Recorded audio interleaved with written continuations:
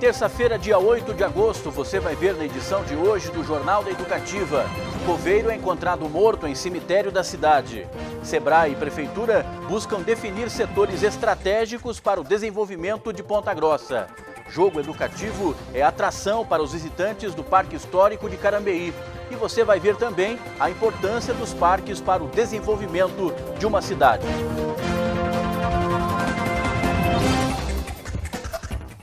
Boa noite, a gente começa o Jornal da Educativa de hoje destacando o setor de segurança. Um homem foi assassinado dentro de um cemitério em Ponta Grossa e um motociclista morreu ao bater contra um caminhão. Veja os detalhes do giro de notícias do dia. Um homem de 35 anos ficou ferido na tarde dessa segunda após ser esfaqueado na região da Palmeirinha, em Ponta Grossa. Após ser esfaqueado, o rapaz caiu em um barranco nas margens da linha férrea e foi encontrado por populares que acionaram o corpo de bombeiros. A vítima recebeu um ferimento no tórax e foi encaminhada em estado grave ao pronto-socorro municipal. Um acidente entre uma moto e um caminhão matou um homem de 42 anos na noite da segunda na PR-151. A colisão aconteceu próximo ao viaduto Eurico Batista Rosa, no sentido Castro. As equipes da CCR, Polícia Rodoviária, IML, CIAT e Criminalística estiveram no local. Uma equipe da Polícia Militar foi acionada na manhã desta terça-feira nas proximidades do Colégio Borato, após uma denúncia de que 2 indivíduos armados estavam ameaçando os alunos da escola. A polícia fez o patrulhamento da região. Ao tentar a abordagem aos suspeitos, a equipe da PM foi recebida com tiros. Os policiais revidaram a ação e trocaram tiros com os suspeitos. A equipe do CIAT esteve no local para atender todas as vítimas e foram apreendidos um revólver calibre 38 e um simulacro de pistola. Um homem de 64 anos foi atropelado por um ônibus da VCG enquanto tentava atravessar uma rua na região de Uvaranas.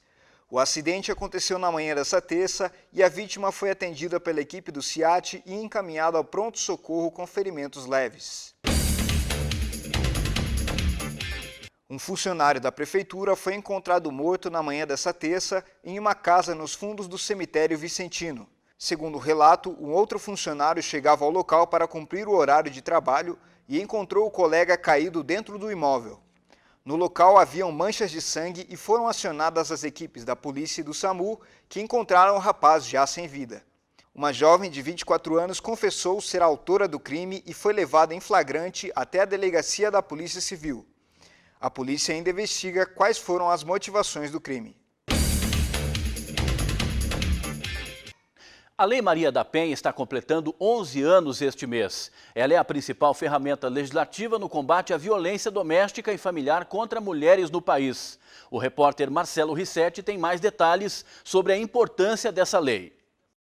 São 11 anos da Lei Maria da Penha. A legislação é essencial para a garantia dos direitos da mulher em todo o país. Quem vai nos dar mais detalhes sobre a importância desta lei é Ana Cláudia Machado, ela que é coordenadora de Políticas para as Mulheres da Secretaria da Família e Desenvolvimento Social. Coordenadora, aqui no Paraná, o número de mortes de mulheres caiu bastante nos últimos anos, não? Sim, nos últimos 5 anos nós tivemos uma redução em torno de 30% do número de mortes contra as mulheres.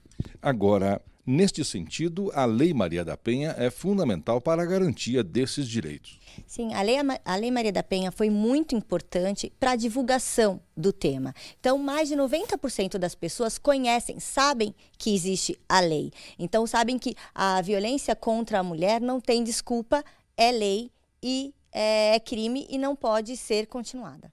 Quais são as principais violações dos direitos das mulheres? Bom, a lei traz vários tipos de violência. Então, a violência física, a violência moral, a violência psicológica e a violência sexual, além da patrimonial. Aqui no Paraná, quais são os canais para casos de denúncias? Como até a lei diz que é dever da família, da sociedade, além do poder público, evitar esse tipo de crimes, então a denúncia é muito importante. A pessoa pode utilizar o DISC estadual, que é o DISC 181, para denunciar casos de violência contra a mulher. Tá certo, muito obrigado pelas suas informações. De Curitiba, Marcelo Rissetti. Obrigado, Marcelo, pelas informações. Veja agora como fica o tempo e as temperaturas. A quarta-feira será de sol com pancadas de chuva pela manhã e muitas nuvens à tarde. À noite, o tempo volta a ficar firme. As temperaturas sobem bastante durante o dia. A mínima será de 15 e a máxima deve chegar a 27 graus. A Prefeitura de Ponta Grossa e o SEBRAE estão organizando oficinas para definir o mapeamento dos ecossistemas de inovação da cidade. O objetivo é saber em quais áreas o município tem vocação para o desenvolvimento de novas tecnologias e como fazer para transformar esse potencial em realidade. Empresários, professores, pesquisadores e lideranças políticas de Ponta Grossa passaram a tarde desta terça reunidos na sede regional do SEBRAE, num grande workshop para confirmar os setores estratégicos dentro do ecossistema de inovação que foram detectados ao longo dos últimos meses por uma equipe multidisciplinar de estudos. O primeiro deles foi o agronegócio, que já é um setor muito consolidado na região, muito tradicional, né? Mas que ainda assim tem ótimos potenciais ainda para crescer e evoluir na região. O segundo deles foi o químico e materiais, também principalmente em função das pesquisas e desenvolvimento que está sendo feito dentro da academia. O terceiro deles é o setor de mecatrônica, então principalmente também pelo que está sendo desenvolvido em termos de pesquisa nas universidades, mas também pelo potencial de empresas já instaladas aqui na região. E o último deles é a tecnologia da informação e comunicação, ou seja, os serviços tecnológicos, né? Empresas de TI, empresas de inovação, que na verdade são empresas que podem ser transversal, ou seja, fornecer serviços para diversos setores e segmentos. Os profissionais do SEBRAE e da Prefeitura explicam como essas áreas foram definidas. Esse é um trabalho que foi realizado em parceria com a Fundação CERT, lá de Florianópolis. Então, hoje a Fundação ela faz um estudo aqui na nossa região para identificar esses setores baseado principalmente no quê? Quais são as características dos negócios que já existem em Ponta Grossa? Então, quais são o maior volume de empresas, o maior volume de empregos gerados, quais são os setores que mais arrecadam? E principalmente cruzando com aquilo que já está sendo feito na academia. Então, quais são as pesquisas que estão sendo desenvolvidas, quais são os cursos que tem dentro lá das universidades, e aí olhando também para um olhar das tendências mundiais. O que está acontecendo hoje no mundo, o que está acontecendo no país e o que está acontecendo no estado do Paraná. Depois da oficina de hoje, essas equipes devem voltar a se reunir para dar continuidade ao trabalho. Essas 4 áreas sendo validadas serão aprofundadas, porque cada área dessa gira em torno de 20 a 30 novos negócios dentro de uma grande área. Então vai ser esse aprofundamento. Então, na área de mecatrônica, quais são os focos? Serão cada área 4 sub-áreas. Então, a próxima fase é aprofundamento dessas áreas para ver o que mais aparece. Por exemplo, dentro do agronegócio, especificamente o quê? Porque são áreas muito amplas. Então, agora o afunilamento seria a próxima fase da pesquisa. Isso deve ocorrer quando, essa próxima fase?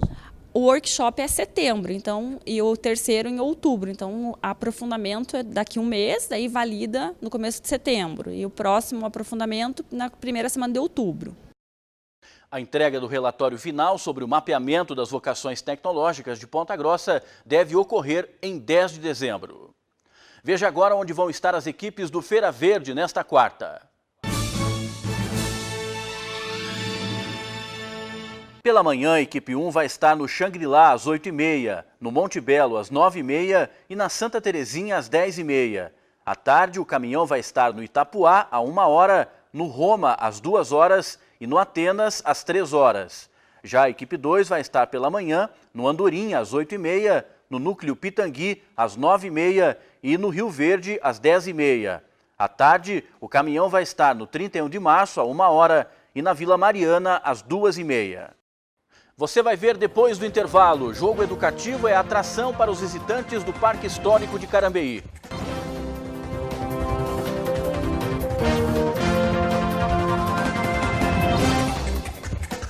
Aqui tudo é feito com muito carinho, para você saborear muitas delícias da Polar Sorvetes. Buffet com mais de 40 sabores, caldas e coberturas incrivelmente deliciosas. Os sorvetes mais gostosos e os lanches, momentos irresistíveis recheados de alegria. Variedade e qualidade a toda hora. Polar Sorvetes. perigosamente no trânsito. É você só pensando em você ao atravessar a rua. Ai, que lindo tudo! Vamos fazer uma selfie lá. Vai que dá tempo! Atravessa aqui! 1, 2, vai! Agora deu! Vem pela faixa. Perigosamente no trânsito. Não seja assim. Ao atravessar, leve só o melhor de você.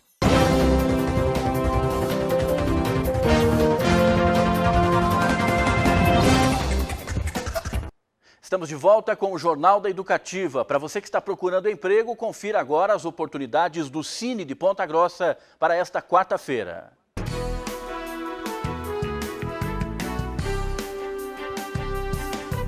Quatro vagas para farmacêutico, 3 vagas para eletricista, 2 vagas para instalador de som, auxiliar de limpeza, auxiliar de saúde bucal, cabeleireiro, chacareiro, confeiteiro, cozinheiro de restaurante, mãe social, médico veterinário, professor de educação física no ensino superior, tosador, técnico de enfermagem e fonoaudiólogo geral para estágio.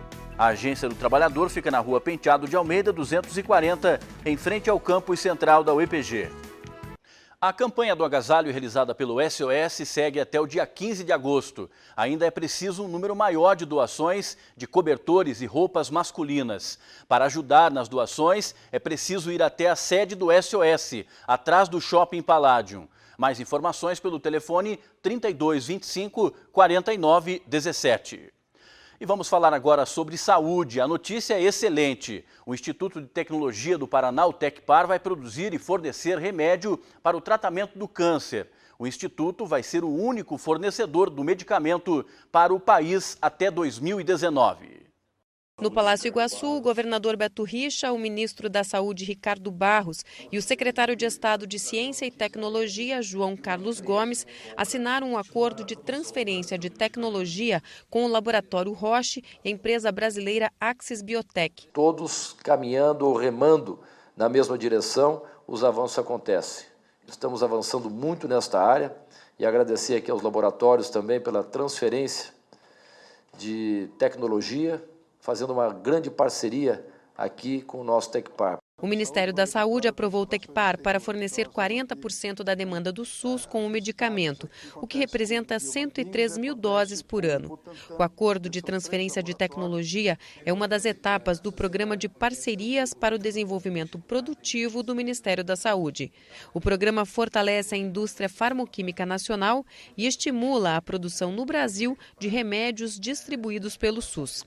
A empresa faz uma transferência tecnológica, ou seja, transfere o conhecimento de como desenvolver o produto para o laboratório público e este, com sociedade ou um laboratório privado, absorve a tecnologia e passa a produzir no Brasil. Inicialmente, 30% de desconto do preço praticado internacionalmente desses produtos e depois 5% ao ano de redução a cada ano de fornecimento do produto até que ele seja totalmente produzido aqui no Brasil. Então, são investimentos que, por enquanto, já estão rendendo 6 bilhões de reais de investimentos no Brasil, 7.400 novos empregos nesta ação de transferência de tecnologia. Até 2019, o Tecpar vai produzir e fornecer ao Sistema Único de Saúde o Trastuzumab, remédio usado para o tratamento do câncer que antes era importado. É um grande momento e uma grande parceria, um grande trabalho do Tecpar para a saúde pública de todo o país. A partir desse ano, o município de Ponta Grossa passa a contar com um dia de combate ao crime de pedofilia. A nova lei foi publicada nesta segunda-feira no Diário Oficial. A lei prevê que no dia 12 de outubro de cada ano, o município organize eventos de conscientização para os pais sobre o perigo da pedofilia. É importante lembrar que casos de abuso contra crianças e adolescentes podem ser denunciados pelo Disque 100. Um jogo virtual tem cativado as crianças em Carambeí. O Cenário Game conta com referências do Parque Histórico e a vida laboral do campo dos imigrantes holandeses. É preciso agilidade para colher o milho e fugir das lagartas. Na próxima fase, o desafio é alimentar as vacas. O game chamado Aventuras no Parque foi desenvolvido pelo Lucas. Está enquadrado na categoria de agilidade e ação e ele foi feito mostrando todas as etapas do leite. Então, o primeiro passo é você colher o milho, depois você dá o milho para a vaca comer e depois você tira o leite da vaca que comeu o milho. A Casa da Memória e outros elementos visuais do Parque Histórico de Carambeí estão presentes no cenário do jogo virtual. Ele foi desenvolvido com gráficos que mostram o parque histórico mesmo, para o pessoal se sentir já inserido no ambiente do parque. Então, isso daí que é legal, você vai estar jogando num cenário que você talvez já conheça e quem não conhece vai sentir vontade de visitar. Além de divertir, o game tem caráter educativo, com a introdução no contexto rural da imigração holandesa. O jogo ele tem todo um elemento visual que ele relembra a memória da colônia de Carambeí. Ou seja, quando a pessoa joga, ele vai ver como é que é o cenário do parque, porque o parque é um museu construído com base nessa história. Então, além de conhecer o museu, você vai conhecer a história, um pouquinho, né, os elementos visuais da conjuntura da imigração. Principalmente a questão da prática laboral, que era a alimentação do gado, a produção do leite, né, que foi uma prática muito importante para o desenvolvimento da colônia. Então, você jogando, né, a criança jogando, ela acaba aprendendo um pouco sobre a história de Carambeí, meio que indiretamente, né? O jogo pode ser acessado diretamente no site do Parque Histórico, no endereço www.aphc.com.br, pelo computador ou pelo celular. Apesar do público-alvo ser de crianças a partir de 7 anos de idade, o game tem atraído o interesse de muitos adultos e idosos. A partir de uns 7 anos para frente, quem quiser se achar na idade de jogar, pode jogar. Ontem nós mostramos aqui no Jornal da Educativa que a partir de janeiro os empresários do setor de serviços serão obrigados a emitir a nota fiscal eletrônica. A exigência vale também para os produtores rurais que vendem para outros estados. A repórter Priscila Zambolim tem mais informações. A partir de janeiro de 2018, os agricultores que comercializam a produção com outros estados vão ser obrigados a emitir a nota fiscal eletrônica. Sobre esse assunto, eu converso agora com o auditor fiscal da Receita Estadual, Otto Sampaio. Otto, então, a partir de janeiro, a nota de papel não será mais aceita? Não, somente nas operações interestaduais. Aí, a partir de 1º de janeiro, todo produtor que comercializar o produto para fora do estado do Paraná vai ser obrigado a emitir nota fiscal de produtor eletrônica. Esse prazo já foi prorrogado algumas vezes, né? Então não existe possibilidade agora? Não, já foi prorrogado umas 3 ou 4 vezes e agora é definitivo. 1º de janeiro, a partir do 1º de janeiro, desse dia, não sai mais nota do Paraná. Se sair, os outros estados podem recusar o recebimento da mercadoria, sabe? O que acontece com quem não cumprir essa meta? Ele não vai poder comercializar. Ele vai poder vender dentro do Paraná, normalmente, por enquanto, né? Mas não vai poder sair do estado. O outro estado não vai receber. O outro produtor lá não vai receber. Ou a empresa, normalmente são empresas que recebem, não vão receber. E como é que os produtores que precisam, muita gente ainda precisa se adequar a essa nova regra, né? E como que eles devem proceder, né? Quem tiver interesse e quiser se adequar e cumprir com essa meta, como que ele deve proceder? Nós estamos passando para todas as prefeituras um documento, um papel, né? Um folheto explicativo, em que todos os produtores devem se cadastrar no portal do Receita Paraná, é o Receita PR, é um portal seguro, onde eles vão cadastrar uma chave, vão cadastrar uma senha e a partir desse portal vai ser feita a emissão da nota. E qual que é o objetivo dessa mudança, né, dessa exigência da nota fiscal eletrônica? A nota fiscal eletrônica ela é uma evolução natural e dá mais segurança tanto para quem emite quanto para quem recebe a mercadoria. Antigamente as notas eram de papel e cada prefeitura gerenciava as notas. Isso foi evoluindo, então o Estado passou a gerenciar, ter uma uniformidade. E agora a gente está evoluindo para a nota fiscal eletrônica, como aconteceu com a nota fiscal eletrônica das empresas, né? Então, a de produtor está seguindo o mesmo caminho. Isso representa um custo grande para o produtor ou não? Não. O que acontece é o seguinte, eles vão ter que ter um equipamento, um computador, com acesso à internet. Isso vai ter que ser obrigatório, porque a nota é emitida via internet. Muito obrigada pelas informações. Priscila Zambolim para o Jornal da Educativa. Obrigado, Priscila, pelas informações. Veja agora a cotação do mercado agrícola.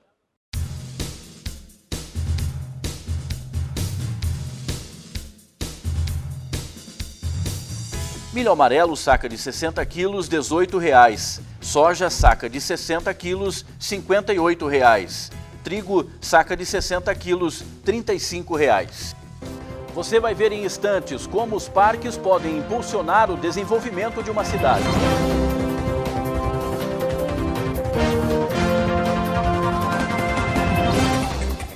Aqui tudo é feito com muito carinho, para você saborear muitas delícias da Polar Sorvetes. Buffet com mais de 40 sabores, caldas e coberturas incrivelmente deliciosas. Os sorvetes mais gostosos e os lanches... Momentos irresistíveis recheados de alegria. Variedade e qualidade a toda hora. Polar Sorvetes. Existe uma série de direitos universais e invioláveis que foram criados para preservar a vida e a nossa dignidade. São os direitos humanos. Eles garantem a igualdade, a liberdade, a justiça e as necessidades básicas de cada pessoa. E sabe o que é preciso para que você tenha acesso a todos esses direitos? Basta ser humano. Direitos humanos. Para ter, basta ser. Uma criança não escolhe onde irá nascer, se será amada, nem se terá um lar. Crianças em situação de risco pessoal e social precisam de um porto seguro até voltarem a conviver em uma família. A instituição Pequeno Anjo acolhe em suas casas-lares crianças de 0 a 6 anos, suprindo necessidades afetivas, de saúde, educação, mas ela também precisa de apoio para o dia a dia. Venha conhecer a instituição Pequeno Anjo. Apoie essa causa.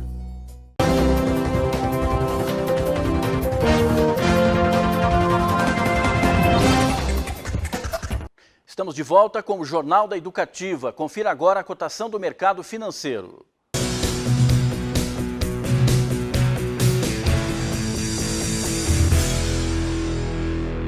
O dólar fechou em alta nesta terça-feira, registrando um avanço de 0,15%. Com isso, a moeda norte-americana encerrou o dia cotada a R$ 3,13. Já o euro segue tendência de queda, com projeção de 0,29%. A Bolsa de Valores de São Paulo também encerrou o dia com queda de 0,06%. E agora o esporte. A diretoria do Operário colocou em promoção os ingressos para o jogo da próxima segunda-feira no estádio Germano Krieger. O Fantasma entra em campo às 9 da noite e enfrenta o Maranhão para garantir uma vaga na Série C. No primeiro jogo, o Fantasma venceu pelo placar de 3-1 e garantiu a vantagem de poder perder agora por até 2-0. Os ingressos irão custar R$ 30 a inteira e R$ 15 a meia entrada até às 6 horas da tarde de sábado e podem ser comprados na bilheteria oficial do clube e nos pontos de venda de costume. Além da preservação da biodiversidade, os parques municipais e estaduais trazem crescimento econômico. As reservas ambientais, que podem ser frequentadas por moradores e turistas, fazem com que a região movimente milhões de reais em vários setores. Maria só deixa de vir ao Barigui em domingo de chuva. Para ela, o parque é ideal para pedalar. Eu gosto muito, todos os domingos eu venho passear aqui no Parque Barigui. E eu moro no centro. É um parque assim, o mais bonito, eu me sinto muito bem aqui. Já o Luiz Carlos traz a família. A criançada adora bater uma bola no gramado. Tem que ter um espaço natural para a gente um lazer, né? Para a gente curtir no final de semana, né? Pegar a família, né? Até quem busca tranquilidade para uma boa leitura encontra por aqui. Gosto de ler no parque, sim, até pelo contato com a natureza. Com 1.400.000 metros quadrados de área, aproximadamente 140 campos de futebol, o Barigui é um dos parques mais conhecidos de Curitiba. De responsabilidade da prefeitura da cidade, a área foi transformada em parque em 1972. Hoje se tornou um espaço democrático para o lazer de crianças, jovens e idosos. Ali estão lagos, tem pato, tem capivara, Tem muita coisa. O parque é a qualidade de vida, né? Então nós fugimos um pouco daquela poluição, da confusão, do dia a dia caótico de São Paulo, para trazer essa qualidade de vida para ele. O Parque Barigui recebe cerca de 9 milhões de visitantes por ano. Qual será o impacto destas visitas para a cidade de Curitiba? Qual será a relevância econômica de um espaço como este para a região? Um estudo da Fundação Grupo Boticário de Proteção à Natureza, em parceria com a Prefeitura de Curitiba e o Governo do Paraná, respondeu a estas perguntas. A pesquisa foi aplicada em outros 4 parques do estado. A conclusão foi de que o Barigui gera 43 milhões de reais em benefícios por ano. O estudo seguiu um roteiro testado primeiro nas áreas de conservação da Fundação. Um dos aspectos é o retorno de gastos médios feitos pelos visitantes no comércio local. O benefício garante o sustento de comerciantes como a dona Zeni, que há décadas vende pipoca no parque. Para mim é uma honra. Faz já muitos anos que eu trabalho aqui e eu pretendo ficar aqui para o resto da vida e deixar para os meus filhos. No caso de parques urbanos, vantagens como a redução de enchentes também foram avaliadas no estudo. Por sinal, o Barigui foi projetado primeiramente para conter a água da chuva. O lago, de 230 metros quadrados, ajuda a conter as enchentes do rio Barigui. Ter um valor de referência sobre o retorno financeiro de unidades de conservação é um grande passo para aumentar os investimentos nestas áreas. Esse estudo também veio nos dizer, então, quanto desse investimento retorna para a sociedade. Isso é muito importante em números, né, para a gente poder mostrar o valor econômico do serviço, afora toda a questão da conservação da biodiversidade. Se a gente for considerar só o benefício de uso público, que é o que mexe com a economia dentro do parque, a venda de algodão doce, as concessões que existem aqui, o voo de helicóptero, enfim, todos os elementos aqui de serviços, né, que são oferecidos dentro do parque, esse retorno a cada R$1 investido pela prefeitura é de quase R$11. Então você vê o quanto esse benefício é muito relevante, sim. Às vezes até a questão do entorno, da valorização do entorno, que nem foi avaliado nesse estudo e que a gente sabe que tem um impacto sobre o valor do metro quadrado, já a gente aumentaria mais ainda esse retorno.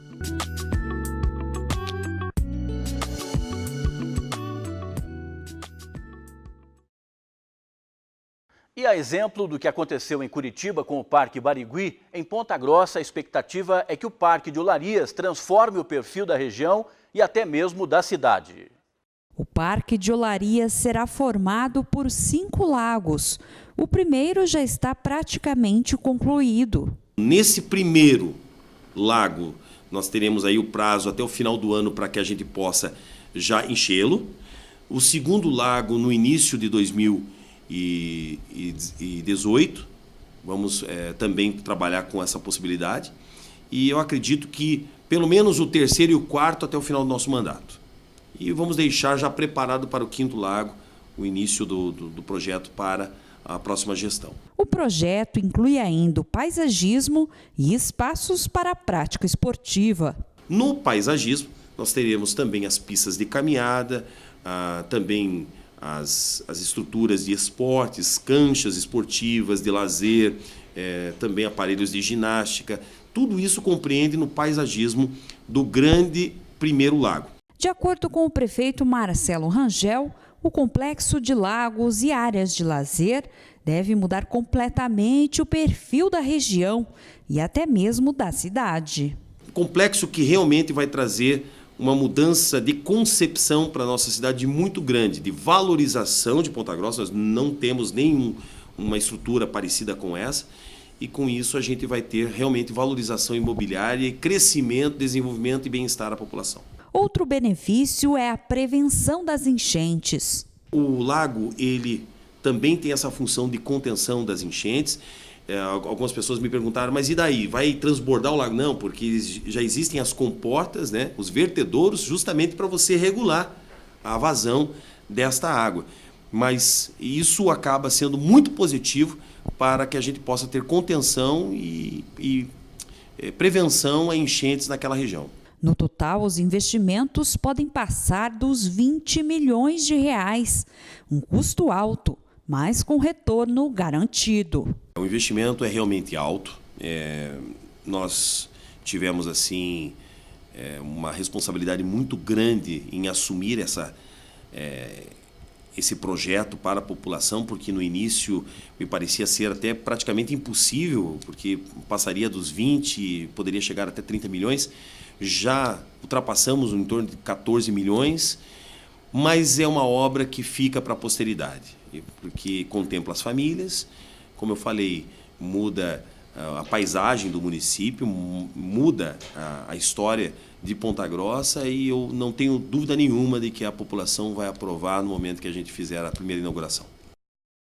Em uma votação polêmica, a Câmara dos Deputados rejeitou a denúncia de corrupção passiva contra o presidente Michel Temer. A maioria dos deputados do Paraná votou a favor do presidente, mas não os representantes de Ponta Grossa. Aliel Machado e Sandro Alex votaram pelo prosseguimento da acusação contra o presidente. Esse é o tema que você confere no Entre Aspas de hoje.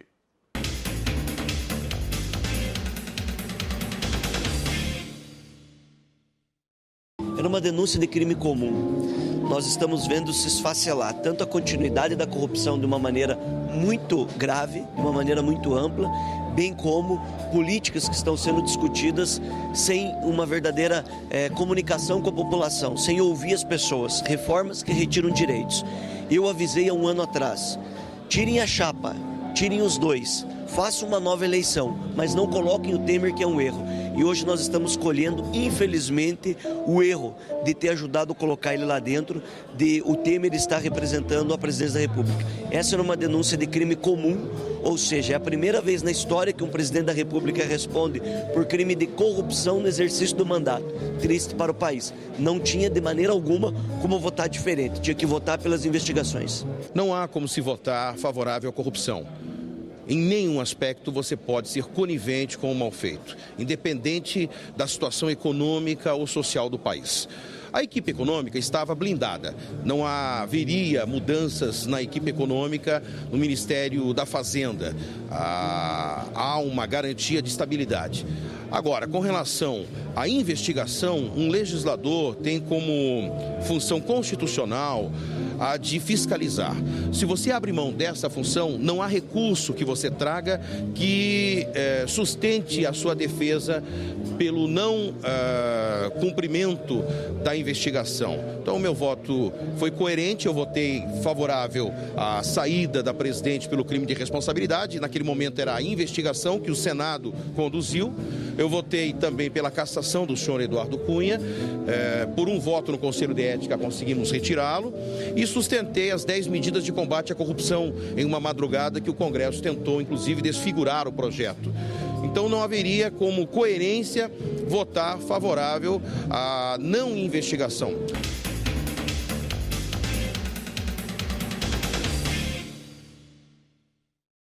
O Jornal da Educativa fica por aqui. Mais notícias no Jornal da Cultura às 9h15 da noite. Nós voltamos amanhã às 7h30 com o Jornal da Educativa, edição da manhã. Uma boa noite para você e até amanhã.